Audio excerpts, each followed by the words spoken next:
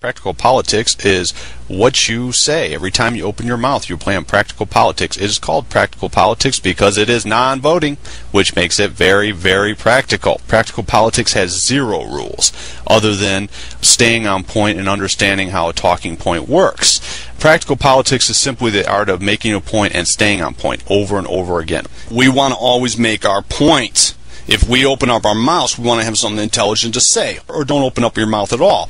There's nothing wrong with that. If you're some undercover lover sitting out there and you don't know what to say, don't say anything. Why do talking points work? They work because the masses are asses. Saying the right thing at the right time just works. And it's that, oh yes we can, that your neighbors fell for. That's what talking points do. You see, you can deal steel against a structure all day long, and dealing steel is shooting at something, blowing it up, unloading with bombs time and time again against a rigid structure, and it can stand there, it can even strengthen it. But the right tone at the right frequency can just shatter it. Because we don't break the law. You don't have to break the law. That's the wonderful thing about practical politics. You can just use the rules against the rules to the fullest extent to achieve whatever objective you have. First objective is to teach you a talking point, to get you on point and saying the same thing over and over again. The only key to talking point is repetition and harmonics in a particular area. And the first talking point I want to give you is when you're called a racist. The only answer should be, in your opinion, I'm a racist. You're just saying that because I'm white. Anti-racism is just a code word for anti-white. In your opinion, I'm a racist. You're just saying that because I'm white. Anti-racism is just a code word for anti-white. You just make your point and you move on. You're not arguing. You're just making a point. It's an exercise in power. The more you do it, the better off it gets. You see, what they've done is say all whites are racist for years, and basically most of you have noticed this. What I'm doing is pointing it out indirectly. That can never be illegal or anything else. This type of stuff gives them fits in a closed society. One thing you want to always make a point of is interjecting yourself in the conversation. I'm going to show you a broader way to say that's not illegal in any country. You see, saying I'm a racist in Britain in London can get goofy stuff can happen, but they can't do anything about what we're showing you how to do. What I want you doing, though, is taking moral authority over a group. I don't deal in me's, I deal with we's, making sure I never get in the way of us. So all my stuff is dynamic. Every time me or Bob give you something, it can be repeated by anyone, anywhere.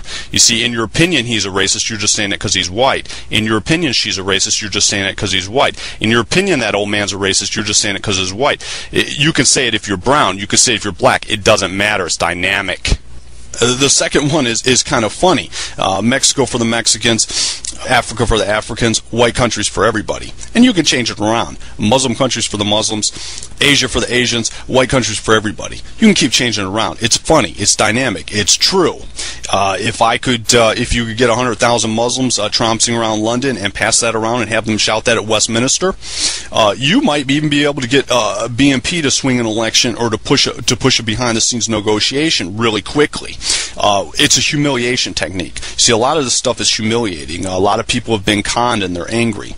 And the first step toward a con is not admitting it. The second step is kind of like despondence. You kind of want to ignore that you've been conned, but you're admitting you've been conned. You know, it admits, and now you're admitting it. The third step is anger, and a lot of people are becoming angry, and what you're doing is giving them outlet. You're also humiliating the major group going against us, the Lone Rangers, the self-hating white people. Your enemy is basically all looks like you and has no loyalty to you. Most of you guys want to argue. That's what you're geared for. That doesn't work. Talking points work, making your point, and this is geared toward, again, a closed society. A closed society is a society based on the fact that it owns the truth. They know diversity doesn't work because as soon as they stop enforcing it, you're going to all move to part of the planet and they're not going to have any power. Now they got problems. They got problems, big problems. So what we want to do is start humiliating the Lone Rangers and the people that look like us and are trying to speak for us. We want to start humiliating them, and this is a great technique. It's insidious. It's not illegal, but they fear it more than they fear anything, believe it or not. What I want you to say in regards to immigration is quite simple right now. No one is talking about flooding Mexico, or it's not a Mexican problem. No one's talking about flooding Mexico with non-Mexicans and giving them affirmative action, special rights and privileges, and free health care. It's not an African problem. No one's talking about flooding Africa with non-Africans and giving them affirmative action, special rights and privileges, and free health care. Oh, and it's not an Asian problem. No one's talking about flooding Asia with non-Asians and giving them affirmative action, special rights and privileges, and free health care. Only white countries are being flooded. Only white politicians are doing it, and only white children are being affected. It's genocide. you made your point. Listen to what I said again and make your point. No one's talking about flooding Mexico with non-Mexicans and giving them affirmative action, special rights and privileges, and free health care. No one's talking about African. It's not an African problem. And giving them affirmative action, special rights and privileges, and free health care. No one's talking about flooding Asia with non-Asian and giving them affirmative action, special rights and privileges, free health care. Only white countries are doing it. Only white children are being affected. Only white politicians are doing it. And it's genocide. Also, many of you have heard this used against children every day, and many of it, growing up, is used all the time. Race is a social construct. There are no social constructs under international law.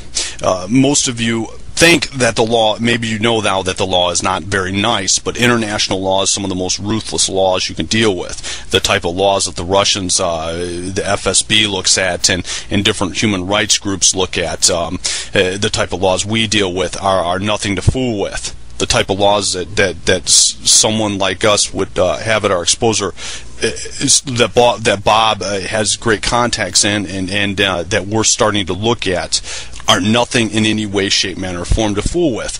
Saddam Hussein was not hung in a Wild Wild West type of deal. Saddam Hussein was hung in a tribunal. He wasn't shot in the head. He had velvet wrapped around his neck. And you need to understand that we have this at our disposal. Anytime prior to 1948, you could do anything you wanted and called war. Post-1948, practical politics started. In international law, you cannot target a genotype, that's where you get the word genocide, an ethnic group, or religion in any way, shape, manner, form, or harm, or destruction. You're thinking right away, I'm talking about mustard gas, and Saddam Hussein fired mustard gas at the Kurds. Well, that's true. But it's much more dynamic than that. It's not static. This stuff is not static. I don't deal with static things. It is any type of targeting whatsoever for harm or damage. If you're crazy enough to go on the record, someone's crazy enough to have you on the record, you're crazy enough to fund building the weapons. It doesn't matter if it's mustard gas or social engineering. If you're targeting under international law, you are owned. International law is ruthless. You see, there's no voting at a tribunal. There's no voting at an ICC, an international criminal. There's no voting. There are no voting by jurors. Your lawyer won't matter. Forget your priest, forget your lawyer, forget your rabbi, get a violinist. If something like me is at your door and you're going to tribunal, you're over with. The banks that financed it could be done. Everything. It is ruthless. Most of you are thinking someone's in trouble in Anglosphere. That's true. You see, there was a clear targeting. And from mid-1960s to late 70s, we have wild events happening. We have all these countries that are only white countries open up the floodgates without any voting taking place. Someone knocked down the doors, and they flooded these places. And then they hit all the social engineering weapons. Well, someone had to finance that. There's a clear targeting. Only white children. It's a clear targeting. They're targeting a genotype. You can't do that under law. Very dangerous stuff. But when I give you a talking point like there are no social constructs under international law, you can use that. Use it over and over again. The more you use a talking point, the more dangerous it becomes. Am I saying that someone's getting geared up to go after someone? Most of you saw all the complications with Russia and you don't know what's going on. Well, the Russians have the foremost archives of any intelligence agency post-48, and there's other groups too. They got rooms full of this stuff. You can't go on the record and target little white rabbits. It just doesn't work like that under international law. Most people don't understand that. Your enemy does. Saddam Hussein can't say the Kurds were a social construct. It doesn't work that way under international law. Timothy Weiss always goes on record. All these anti-racists go on record because they've been brainwashed by all these social engineering schools. And some of them just have it in for little white rabbits. But they've been brainwashed. Jane Elliott is a walking human rights violation under the right conditions. But that's what there's a lot of fear over. You cannot target. You cannot go there under international law. There's been a clear targeting. And heaven forbid someone have the goods, the whole shabazz on who financed it and that they were actually targeting. Like someone says, we got to get rid of them to have our particular plan go forward, or we got to blend them out of it. You can't go there. It doesn't matter that it's not mustard gas. It doesn't matter. Any attempt to harm, any attempt to target, any attempt to harm, if you're crazy enough to say it. You see, Saddam Hussein even, he didn't say it, he just did it, and it was a war, but it didn't matter. I'll give you one for the economy, one to go. China is 91% Chinese. If China tried to make itself non-Chinese, don't you think China would collapse? America in 1965 was roughly 89% Indo-European. America tried to make itself non-European. America has collapsed. America's manufacturing system has collapsed. Why do you think that is? You made your point. We do this with talking points, and you can do this all over the world with the talking point I'm going to give you. This isn't up there because this is a gift. Someone attached to Bob came up with this, and this is just pointing out the obvious. I will give you a real scenario. I was at a I don't know, let's say it was a function of some type, and at that function, there was everyone was talking about what they're always talking about, right? Politics, what have you. Half the people there will love Obama, half the people there will hate him. There seems to be not an in-between, depending on what type of crowd you're in. I was asked what I thought. As usual, people that know me take a deep breath. I stated the obvious. I tried out a new talking point. I said, well, you know, Africans have 50-plus countries on the planet. They have half the world's natural resources. Africans have the largest population the world has ever seen, and Africans have the greatest piece of farmland the world has ever known, Africa. They live with us as a minority, and we are a minority. There's not much more I could do for them other than make you president. Jaws dropped. You would have thought I just hit him with a landmine. I just hung a landmine from one of the light fixtures above. You would have thought I just let loose grenades. There is no response to that. That's devastating. When Lone Ranger was talking and Lone Rangers were yapping about Obama, I just leveled them to the ground. I pointed out the obvious. I didn't say anything nasty. There's no epithets in there, but it's way more violent than the N-word. The N-word is a waste of time. It doesn't do anything for me. Epitaphs don't do anything. Doing what I just did consistently is ruthless. It's way more violent than knives. If John McCain was in there, I couldn't do that. With Obama in there, I can own the show. Someone piped up and said, well, that's in your opinion, that's racist. You're just saying that because I'm white. Anti-racism is a code word for anti-white. Well, no, well, sure it is. No one's flooding Mexico with non-Mexicans and giving them affirmative action, special rights and privileges, and free health care. No one's flooding Africa with non-Africans and giving them affirmative action, special rights and privileges, and free health care. No one's flooding Asia with non-Asians and giving them affirmative action, special rights and privileges, and free health care.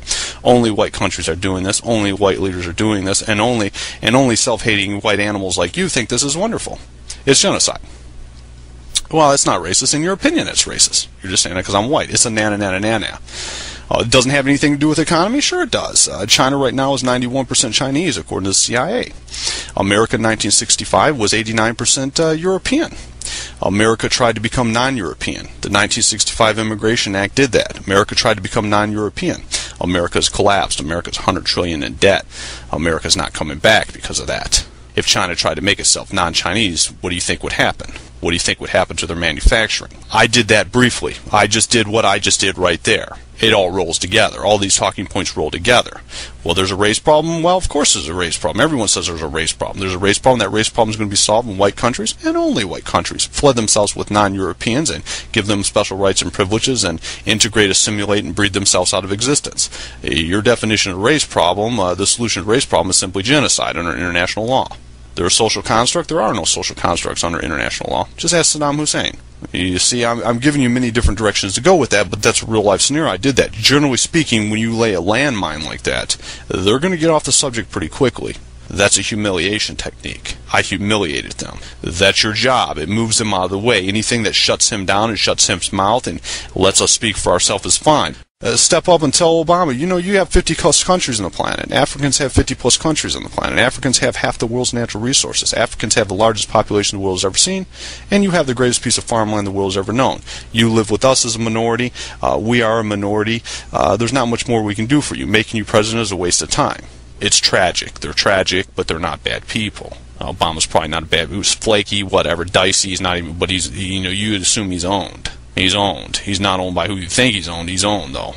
But that's the way this works. Yeah, you lost your country. Okay, whatever. You can't do anything about that. Use it to your advantage. but you can annihilate Lone Ranger verbally.